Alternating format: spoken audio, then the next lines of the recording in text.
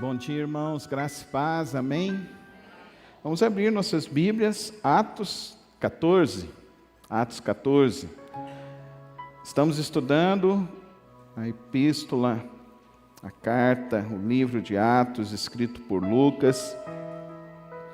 Chegamos no capítulo 14. Nossa reflexão desta noite, nesta manhã, é falar sobre o crescimento e a expansão da igreja.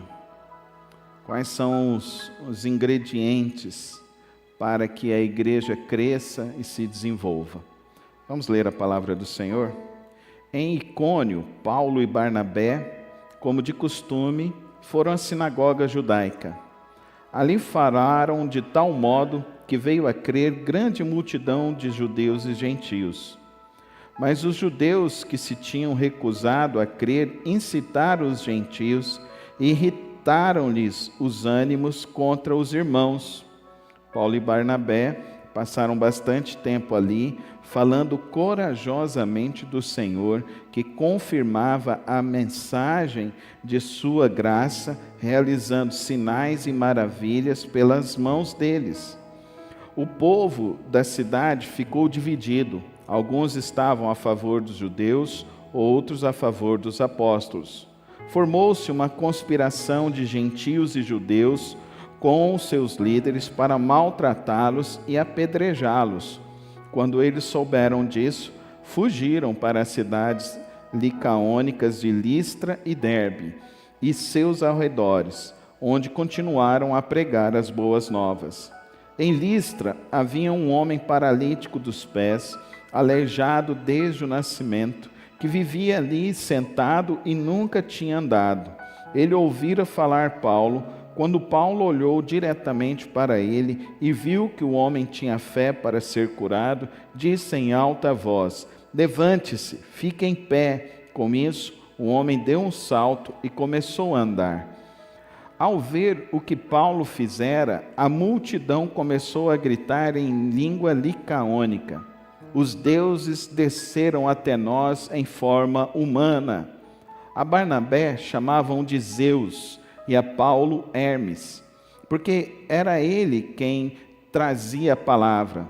O sacerdote de Zeus, cujo templo ficava diante da cidade, trouxe bois e coroas de flores à porta da cidade, porque ele e a multidão queriam oferecer-lhe sacrifícios. Ouvindo isso, os apóstolos Barnabé e Saulo rasgaram as roupas e correram para o meio da multidão, gritando: "Homens, por que vocês estão fazendo isso? Nós também somos humanos como vocês. Estamos trazendo boas novas para vocês, dizendo-lhes que se afastem dessas coisas vãs e se voltem para o Deus vivo, que fez os céus, a terra, o mar e tudo que neles há. No passado, ele permitiu que todas as nações seguissem os seus próprios caminhos. Contudo, Deus não ficou sem testemunho, mostrou sua bondade, dando-lhes chuva do céu e colheitas no tempo certo, concedendo-lhes sustento com fartura e um coração cheio de alegria." Apesar dessas palavras, eles tiveram dificuldade para impedir que a multidão lhes oferecessem sacrifícios. Então alguns judeus chegaram de Antioquia e de Icônio e mudaram o ânimo das multidões. Apedrejaram Paulo e o arrastaram para fora da cidade, pensando que estivesse morto. Mas quando os discípulos se ajuntaram em volta de Paulo, ele se levantou e voltou à cidade. No dia seguinte, ele e Barnabé partiram para Derbe. Eles pregaram as boas novas naquela cidade e fizeram muitos discípulos. Então voltaram para Listra, Icônio e Antioquia, fortalecendo os discípulos e encorajando-os a permanecer na fé, dizendo: "É necessário que passemos por muitas tribulações para entrarmos no reino de Deus." Paulo e Barnabé designaram-lhes presbíteros em cada cidade.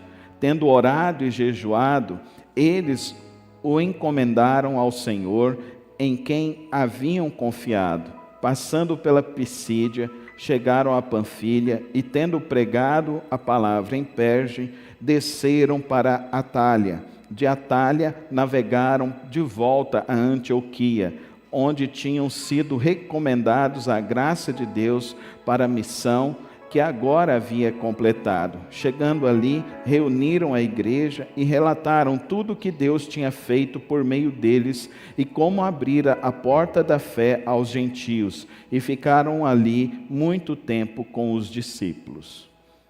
Pai querido, Pai celeste, te agradecemos pela tua santa palavra, que podemos abrir, ler, meditar e agora vamos refletir em tua palavra.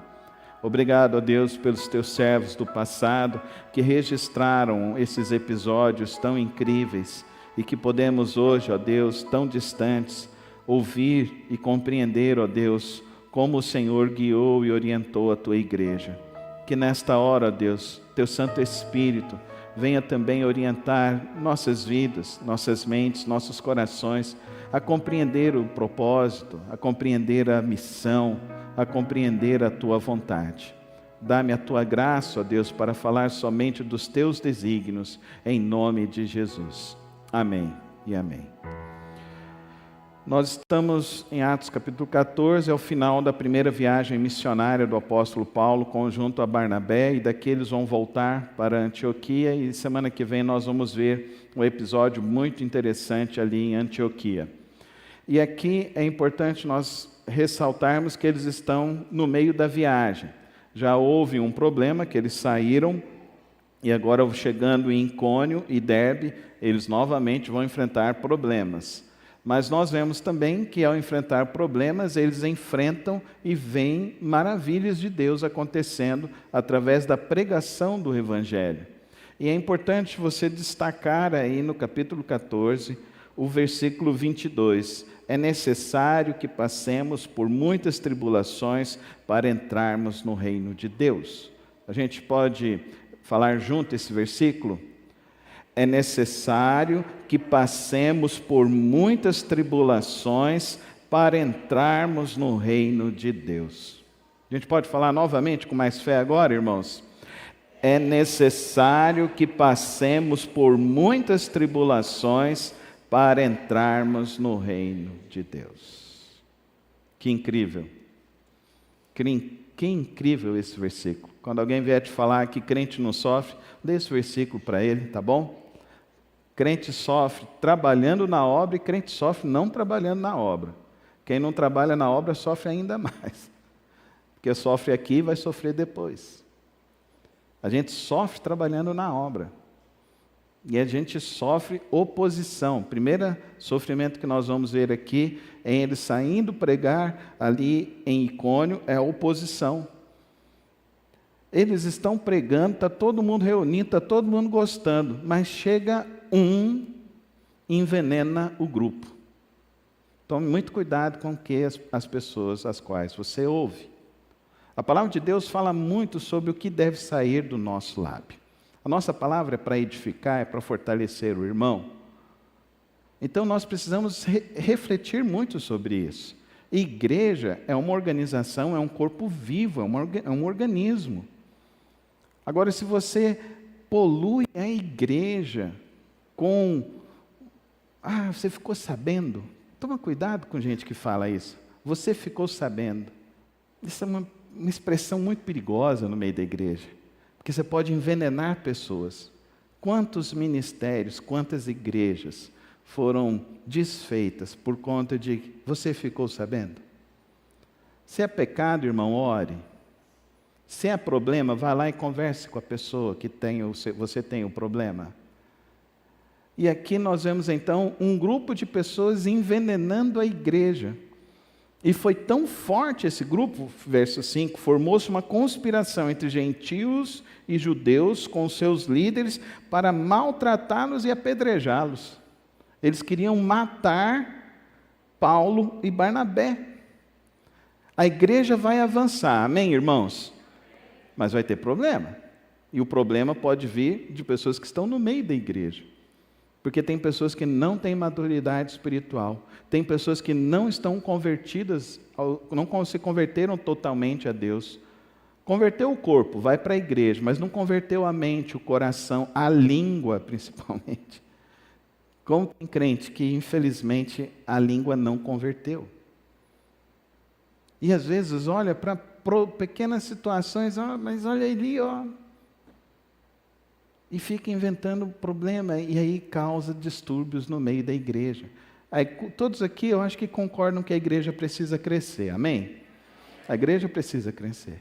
Então, uma das pessoas me pergunta assim, pastor, o que eu posso fazer para servir a igreja? Irmão, se você orar verdadeiramente, se você pega esse informativo que temos aqui, a gente tem um irmão, ele era uma benção, o irmão Sundar. Ele pegava esse informativo, pegava o nome, ligava para a secretária, pegava o telefone, e todo aniversariante recebia uma ligação dele. E ele orava com esse irmão. Olha que bênção. É um ministério. É um ministério. É o irmão Sundar. Não teve um irmão que me reclamou do irmão Sundar ligando para desejar o feliz aniversário e abençoar. Deu para você entender? Nós estamos para servir. Então nós vemos dois tipos de pessoas aqui. Nós temos um grupo de pessoas que está para servir a Deus e um grupo que está para atrapalhar a obra de Deus. Paulo e Barnabé escolheram fazer parte do grupo que quer servir a Deus e fazer a obra de Deus crescer. E eles vão e pregam. E ao pregar, eles sofrem oposição. Pessoas querem matá-los, mas eles não param. É interessante isso. Então a gente precisa entender. Existe tempo que a gente tem um problema e que a gente faz o quê, queridos irmãos? Verso 6. Quando eles souberam disso, fugiram. Fugiram. Tem gente que quer ser impetuoso demais, né? Tem gente que a hora que é melhor você se recolher. Não ir mais na casa de fulano, não conversar mais com ciclano. Se não acrescenta, se não edifica, irmão, para que continuar? Se não quer ouvir o reino de Deus, não quer crescer o reino de Deus, o coração não se converte, para que você vai continuar com esse tipo de gente? Não, eu só ando com quem quer crescer. Esse é um princípio meu. Eu só ando com quem quer crescer. Quem não quer crescer, não adianta. Não adianta, a obra de Deus é grande, irmãos. O reino é grande, tem muita coisa para ser feita. Tem muita coisa para a gente fazer, tem muita gente para a gente acudir, tem muita gente que precisa da graça, do amor de Deus. Os apóstolos, então, o que eles fizeram? Se recolheram, seguiram em frente. Eles vão chegar em Listra. Olha o que acontece em Listra. Outro problema. Eles começam a pregar, todo mundo gosta do Evangelho, não é verdade, irmãos? Você começa a falar do Evangelho, é bom, mas as pessoas não querem se converter. As pessoas só querem ouvir que Deus ama, que Jesus é bom. As pessoas gostam da primeira parte, mas da segunda parte que agora você tem que se arrepender dos seus pecados, abandonar os seus pecados e seguir a Cristo. A segunda parte o povo não quer. Aí o evangelho fica sempre na metade. As pessoas começam a dizer, vem para Jesus que Jesus vai resolver os seus problemas. Mas nós acabamos de ler. É necessário que passemos por muitas tribulações para entrarmos no reino de Deus. E aqui Paulo fala isso e ele está sofrendo isso na pele dele. Só que quando chega nessa cidade aqui, de Listra, o que acontece? Olha o que eles falam aqui no verso 11. Os deuses desceram até nós em forma humana. Existia uma lenda nessa região. E a lenda era que os deuses chegariam naquela cidade e fariam sinais. E o povo, então, o que eles falaram? Os deuses desceram até nós. O que o sacerdote do templo fez? Reuniu um grupo para ir oferecer sacrifício. Chegou Zeus e Hermes. Se você leu a Ilíada de Homero, está aí. Zeus e Hermes são citados na Bíblia como uma lenda, não como deuses, como uma lenda que eles acreditavam nisso. E aí o que acontece? Paulo e Barnabé tomam uma atitude radical. Qual a atitude radical? Eles rasgam as roupas, eles ficam nus diante das pessoas, para mostrar que o que eles criam não é a verdade, para mostrar que o que eles estavam esperando não é a verdade. Isso era uma mentira, uma heresia. E aí surge uma pergunta para mim e para você. Até onde você resiste à verdade? Até onde você mostra para as pessoas que você é uma pessoa seguidora de Jesus e você ama única e exclusivamente Jesus Cristo? Que você segue Jesus Cristo, que a sua vida é de Jesus Cristo. Eles tomam uma atitude radical. Aí é interessante isso, que radical é aquele que está preso à raiz, é aquele que está preso e não negocia a raiz, não negocia os seus valores. E a igreja se infiltrou com uma mentalidade de politicamente correto, e agora muitos crentes acham errado até mesmo o pastor falar que é pecado, que é errado. E aqui eu falo de todos os pecados. Mentir é pecado, pensamento ruim é pecado, homossexualidade é pecado, sexo fora do casamento é pecado. Eu falo de todos os pecados, não tem problema nenhum. Como acabamos de falar, que a calúnia, a mentira no meio da igreja pode destruir. Isso é pecado também. E ai daquele por onde vem o pecado. Então a palavra de Deus diz para nós que o compromisso do cristão é com a verdade. Fala comigo. O compromisso do cristão é com a verdade. Fala com fé agora. O compromisso do cristão é com a verdade. Com esta palavra, querido irmão. Com esta palavra. Nós não podemos negociá-la. Não fica entrando nessa onda de politicamente correto, de todes, esses negócios não existem não, irmão. Homem é homem, mulher é mulher. Ensina o seu filho a ser homem, ensina sua filha a ser mulher. Porque o que esse mundo quer ensinar para os nossos filhos, eles querem que os nossos meninos se tornem homossexuais, eles querem que as nossas meninas se tornem prostitutas. É isso que eles querem. É isso que esse mundo quer. Isso está dentro das escolas. Não tem nenhuma escola que não está contaminada com essa porcaria, com essa coisa diabólica e do inferno que se chama politicamente correto. Então você, pai, você, mãe, você tem uma tarefa que é incansável.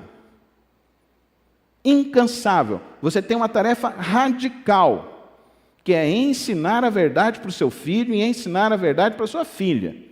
E toda vez que eles começarem a cabeça deles começarem a virar para o lado, exerça a sua autoridade de pai, exerça a sua autoridade de mãe, e ensine o que é correto, e ensine o que é a verdade. Paulo e Barnabé, eles poderiam sair dessa cidade ricos, porque as pessoas estavam já esperando.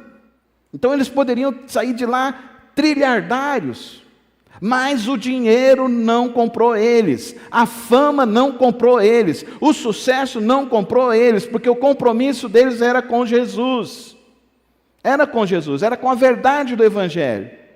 E é interessante isso, eles continuaram pregando. Verso 18, apesar dessas palavras, eles tiveram dificuldade para impedir que a multidão lhes oferecesse sacrifícios. E eles continuaram pregando. As pessoas estavam vendo, estavam entorpecidas. As pessoas estavam enfeitiçadas por um discurso de um sacerdote. Tome muito cuidado, querido irmão, com quem você ouve, com quem está tentando fazer a sua cabeça. Não seja inocente neste mundo. Tem um monte de gente que quer fazer a sua cabeça, e o que eles querem fazer é destruir a sua vida, destruir a sua família, destruir o seu futuro.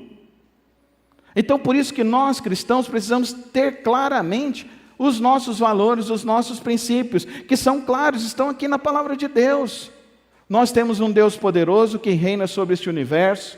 Nós temos um Deus que é o Criador, que é o orientador, que é o sustentador desta vida. Nós temos um Deus que reina sobre tudo e sobre todos. Nós temos um Deus que enviou o Filho dele para morrer em nosso lugar por causa dos nossos pecados. E nós somos pecadores que necessitamos da graça de Deus. E por isso vamos celebrar hoje Jesus Cristo, para nos lembrar que sem Cristo Jesus nós não estaríamos nem vivos e sequer existiríamos.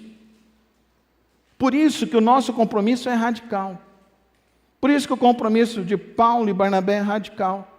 E eles não negociaram isso. Olha a que ponto eles fizeram isso. Verso 19. Então alguns judeus chegaram de Antioquia e de Icônio e mudaram o ânimo das multidões, apedrejaram Paulo e o arrastaram para fora da cidade, pensando que estivesse morto. Até que ponto você segue a Cristo Jesus? Você segue Jesus até o ponto da sua conveniência? Você segue Jesus até o ponto de você ser aceito no grupo? Paulo segue Jesus até o ponto de estar quase morto. Quase morto. Porque não tem outra palavra, não tem outro propósito, não tem outro alvo maior para se morrer nessa vida que não seja morrer por Cristo Jesus. Você tem isso na sua vida? Você está disposto a morrer por Cristo? Mas olha que coisa impressionante é a resiliência de Paulo e Barnabé. Verso 20. Quando os discípulos se ajuntaram em volta de Paulo, ele se levantou. E faz o quê? Ele volta à cidade para pregar. Ele volta à cidade para mostrar para eles: eu sirvo a um Deus vivo e poderoso. Amém, irmãos? Sirva a um Deus vivo e poderoso em 2024. Não negocie nem uma vírgula do Evangelho de Cristo Jesus na sua vida, na sua casa, na sua família. Mas não seja um crente chato e pedante, seja um crente cheio do Espírito Santo de Deus, como Paulo e Barnabé estão aqui, cheios do Espírito Santo de Deus. Mas eu quero fazer um alerta à igreja, não se equivoque, está chegando e já chegou a época em que nós, cristãos, de falarmos a verdade, seremos perseguidos. Já estamos nesse tempo. Aquilo que nós lemos George Orwell em 1984, aquilo que nós lemos na Revolução dos Bichos, isso já está acontecendo. Uma nova linguagem, uma nova mentalidade. E agora você falar que mulher é mulher, aí a pessoa pergunta para você: o que é mulher? Você já fala: ixi, coitado, esse aí já se perdeu. Esse aí já se perdeu. Dá para você entender, querido irmão? Nós somos a geração que vamos ver Cristo Jesus voltando. E isso requer de mim e de você uma responsabilidade muito maior. Uma responsabilidade de santificação, de estar cheio do Espírito Santo de Deus e de pregar as boas novas. Anunciar as boas novas. Eles continuam, no verso 21, eles pregaram as boas novas na cidade e fizeram muitos discípulos. Então voltaram para Listra, Icônio e Antioquia, fortalecendo os discípulos e encorajando-os a permanecer na fé, disseram: é necessário que passemos por muitas tribulações para entrarmos no reino de Deus. Então, querido irmão, foge da teologia da prosperidade, da teologia positiva, foge da teologia que quer amansar seu ego, foge disso e olha para a palavra e aprenda com a palavra de Deus. Agora, olha que coisa maravilhosa, o reino de Deus não é feito de um só. Fala comigo, o reino de Deus não é feito de um só. Paulo e Barnabé designaram-lhes presbíteros em cada igreja. Tendo orado e jejuado, eles encomendaram ao Senhor em quem havia confiado. Paulo e Barnabé chegaram. A primeira viagem missionária dura 4 anos. Em 4 anos eles passam por 4 cidades. E nessas 4 cidades, eles evangelizam, as pessoas se convertem, as pessoas começam a dar testemunho, e ele coloca essas pessoas para serem o quê? Líderes. E eles são líderes para quê? Para fazer com que a igreja continue firme no Evangelho. Depois Paulo vai escrever a essas igrejas. E é interessante isso, queridos irmãos. Porque quando ele vai fazer a segunda viagem missionária, ele vai passar por aqui de novo, para fortalecer esses irmãos. E aí ele vai mais adiante. Nós vamos ver isso. Eu vou mostrar para os irmãos na semana que vem essa primeira viagem no mapa para os irmãos entenderem quanto eles percorreram. Eles percorreram 192 quilômetros de Antioquia até chegar a Derbe. E eles fizeram isso a pé. Não tinha mula, não tinha nada, eles fizeram isso a pé. E eles fizeram isso nesse período de 4 anos, pregando o Evangelho e insistindo com essas pessoas. E o que é para mim maravilhoso, aqui tem homens que assumem compromisso. Dá para você entender? Algumas coisas que o Evangelho traz para nós. A gente não está aqui a passeio. Eu e você não estamos aqui a passeio. Outra coisa que o Evangelho revela para mim, nós não estamos aqui simplesmente para construir um projeto meu, onde o meu nome vai ser exaltado, onde o meu nome vai ser glorificado. Não, nós estamos aqui para construir e fazer com que o nome de Cristo Jesus cresça em cada vida, em cada coração, neste mundo. Amém? É esse o propósito do Evangelho. Que Cristo cresça em cada um de nós. Cristo cresça em nós. E Cristo crescendo em nós, nós vamos ter homens e mulheres que assumem compromisso e responsabilidade na obra de Deus. E a igreja é esse espaço, que é um organismo, mas tem uma organização. Precisamos de pessoas para assumir posições e pessoas para assumir posições para fazer com que a obra de Deus cresça. E como que acontece isso, pastor? Queridos irmãos, isso acontece para mim como o apóstolo Paulo e Barnabé estão ensinando aqui. Orando e jejuando, tudo começa aí, com oração. Tudo começa na oração. Você quer realmente servir a Deus nesse ano? Então ore. Faça um propósito de acordar 1 hora mais cedo e ficar orando. Pega os projetos da igreja, comece a orar. E veja em qual você vai se encaixar, em qual você vai servir. E assuma uma responsabilidade. Tem tantas responsabilidades, tem tantas necessidades. Eu só canto de quarta-feira por misericórdia de Deus e também, graças a Deus, Deus está levantando pessoas para cantar na quarta-feira, mas você pode vir servir. A gente precisa de pessoas. O irmão Ricardo sempre me faz um alerta. Pastor Carlos, quem está na recepção tem que ficar do início até o fim, porque as crianças saem correndo ali. Eu falo, ainda tem uma barreira de proteção que é o irmão Vitor, mas se sair 3, é um para um lado, outro para o outro e vai vazar um, entendeu? Então a gente tem que ter essa responsabilidade. Queridos irmãos, na igreja da Assembleia de Deus, lá em Recife, entrou uma pessoa que se denominava mulher, mas era um homem, tentando entrar no banheiro das mulheres, aonde as crianças também iam. Dá para você entender que crente agora não pode mais ficar só vir para a igreja sentar a cadeira? E esse é o papel de homem, eu tenho que falar com os homens. Tenho que falar com vocês, homens. Eu preciso de homens na recepção. Eu preciso de homens ali no estacionamento. Porque na igreja do meu amigo, um cara foi, bateu no carro e foi embora. E foi embora. Dá para vocês entenderem? Nós não estamos aqui a passeio. Fala comigo, você não está aqui a passeio. Eu não estou aqui a passeio, pastor. Fala comigo. Eu não estou aqui a passeio. Fala. Eu estou aqui para viver o reino de Deus. Fala. O reino de Deus. Você quer viver o reino de Deus? É a gente que cuida uns dos outros, irmãos. É a gente que cuida uns dos outros. Eu e minha família tem pago um preço muito grande. Um preço muito grande. E qual é o preço que você está pagando? Não, mas Cristo já pagou o preço, pastor. Sim, Cristo já pagou o preço. Mas eu sei o preço de viver o Evangelho com seriedade. De pregar o Evangelho com seriedade, de honrar ao único e verdadeiro Deus, de não extorquir o povo de Deus e de viver a palavra de Deus. Enquanto muitos por aí não têm responsabilidade alguma com o reino de Deus, com a igreja, na obra do Senhor. Que em 2024 nós acordemos e nós entendamos. Eu não tenho problema nenhum, irmãos. O dia que entrar alguém aqui, fizer queixa e tal, por eu pregar a verdade, eu estou preparado. Estou preparado. Já leitei lá em casa, já estou preparado para tudo. Não tem problema nenhum. Porque eu sei que o meu Redentor vive, e eu sei que Ele é fiel e justo para me guardar e me proteger até o fim da minha vida e da minha carreira. Então eu não temo homens. Eu tenho medo de ser desaprovado por Deus. Isso eu tenho medo. Isso eu tenho medo. Então, quanto mais eu entendo da graça, mais responsabilidade eu assumo com Deus. E é assim que o cristão tem que ser. Quanto mais você entende da graça, do amor de Deus, do que Cristo fez por nós na cruz do Calvário, mais responsabilidade então eu tenho que ter com esse reino.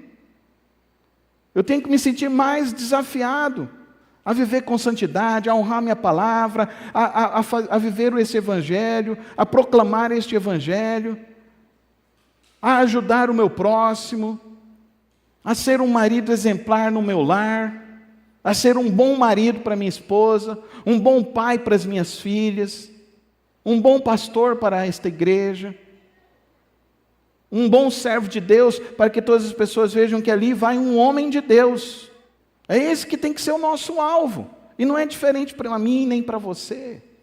Só que nós precisamos entender, queridos irmãos, que Atos 14 nos mostra claramente que a igreja precisa avançar, e a igreja vai avançar por esses quatro princípios que eu gostaria que você guardasse no seu coração. O primeiro deles, a igreja vai avançar quando homens assumirem o compromisso e a responsabilidade de servir a Deus com seriedade. Com seriedade. O que é mais importante para você? Deus ou o seu trabalho? Deus ou as coisas desse mundo? O que é mais importante? A igreja só vai avançar quando homens e mulheres assumirem um compromisso com o verdadeiro evangelho e não negociarem nem uma vírgula do evangelho de Cristo Jesus.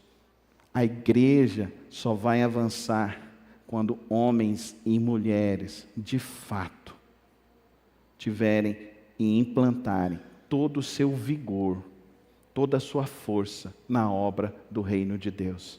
Lembrem-se disso. Eles foram apedrejados, mas não pararam de pregar o evangelho. Eles foram humilhados, mas não pararam de pregar o evangelho. E por último, queridos irmãos, a igreja só vai avançar quando nós ensinarmos o outro a viver o evangelho de Cristo Jesus.